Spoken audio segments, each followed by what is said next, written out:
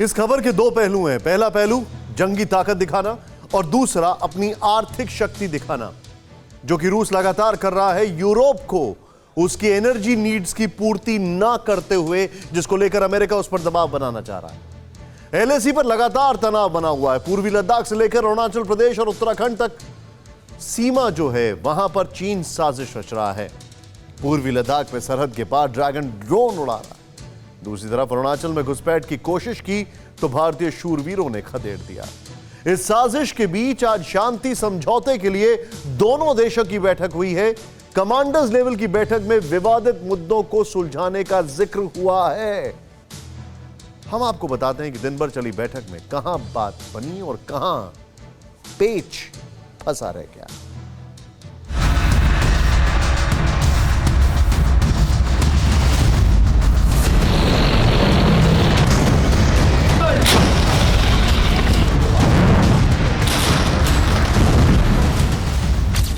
पहाड़ियों के बीच बारूद बरसाने वाली तोप गुर्रा रही है।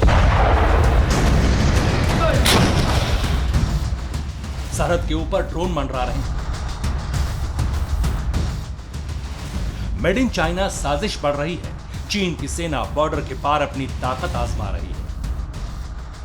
अपने विस्तारवादी बादशाह के आदेश पर जहां घुसपैठ की कोशिश में जुटी है, जब हिंदुस्तानी शूरवीर ड्रैगन के हर षड्यंत्र को छिन्न भिन्न करने को तैयार है, तब तनाव के बीच फिर से विवाद सुलझाने के लिए दोनों देशों के प्रतिनिधि बैठे हैं मोल्डो गैरिसन में। मिलिट्री कमांडर्स की बैठक में भारतीय प्रतिनिधिमंडल की अगुवाई लेफ्टिनेंट जनरल PGK मेनन ने किया। चीनी पक्ष के नेतृत्व का जिम्मा दक्षिण शिनजियांग जिले की सैन्य कमांडर मेजर जनरल ल्यू लिन को सौंपा गया था। 13वें दौर की बैठक में फिर से उसी मुद्दे पर बातचीत हुई जो विवादों के सेंटर में है, जो लाइन ऑफ एक्चुअल कंट्रोल पर विवाद की वजह बने हुए हैं। अब जरा समझिए कि भारत की तरफ से किन किन मुद्दों को उठाया गया। देपसांग बुल्गे, डेमचोक और हॉट स्प्रिंग, ये वो जगह हैं जहां चीन वादा करने के बावजूद अपनी सेना को मई 2020 से पहले वाली स्थिति पर ले जाने के लिए तैयार नहीं है। विवादित इलाकों से चीन की सेना की वापसी के लिए भारत लगातार दबाव बना रहा है। भारत कह रहा है कि जब तक चीन की सेना मई 2020 से पहले वाली स्थिति में वापस नहीं होती, तब तक सीमा पर अमन शांति की बहाली नहीं हो सकती है। यह बैठक ऐसे वक्त में हुई जब पूर्वी लद्दाख से लेकर उत्तराखंड वाया अरुणाचल प्रदेश तक चीन की क्षुद्र नीति जारी है।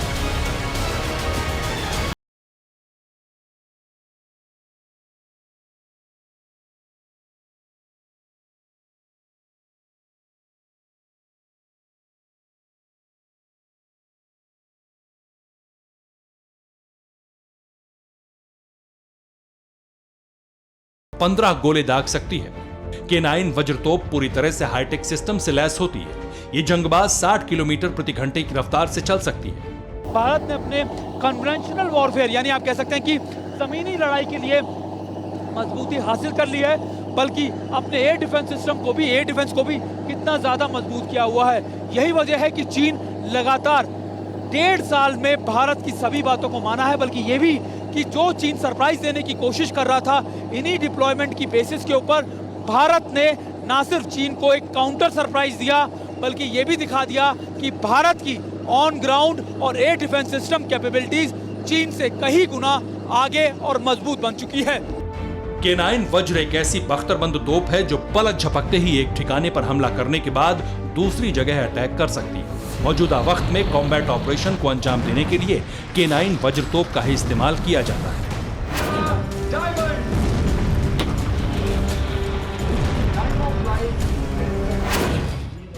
K9 वज्रा हॉविट्जर गन को 2017 में करीबन 5 रेजिमेंट्स को भारत की इंडियन आर्मी में शामिल किया गया था।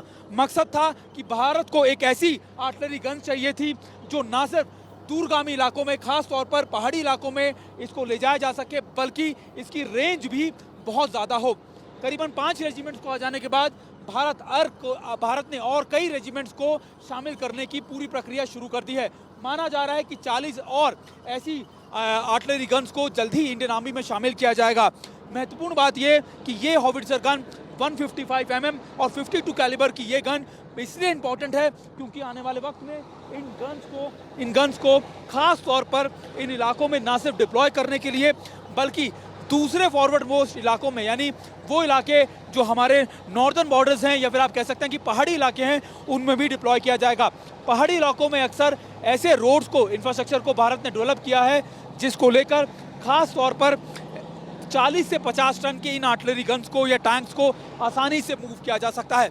यानी जो कह सकते हैं कि स्ट्रैटेजिक जो डिप्लॉयमेंट है वो की गई है और इसी के बेसिस पर स्ट्रैटेजिक इंफ्रास्ट्रक्चर को भी तैयार किया जा रहा है। यानी दोनों लिहाज से आपका इंफ्रास्ट्रक्चर, आपके इक्विपमेंट ऐसे हो कि वो इन पहाड़ी इलाकों में ऐसी भारी भरकम आर्टिलरी गन्स का बोझ ले सके और ऐसे मूवेबल आर्टिलरी गन्स को फॉरवर्ड मोस्ट लोकेशंस में डिप्लॉय किया जा सके। दरअसल वॉशिंगटन में क्वाड की बैठक के बाद से ही चीन तिलमिलाया हुआ है। तब भी चीन ने इस पर टिप्पणी की थी, लेकिन क्वाड की बैठक में जिस तरह चीन के लिए चक्रव्यूह तैयार किया गया, उससे बीजिंग के विस्तारवादी बादशाह बौखला गए। उसके बाद से ही LAC पर अचानक चाइनीज आर्मी की तैनाती बढ़ने लगी। हालांकि चीन की ये जैसी भी चाल हो, भारत हर तरह से जवाब देने के लिए सक्षम है और तैयार है। बारूदों की बारिश में ड्रैगन को मटियामेट करने के लिए वज्र भी मैदान में है। सुमित चौधरी के साथ ब्यूरो रिपोर्ट, TV9 भारतवर्ष।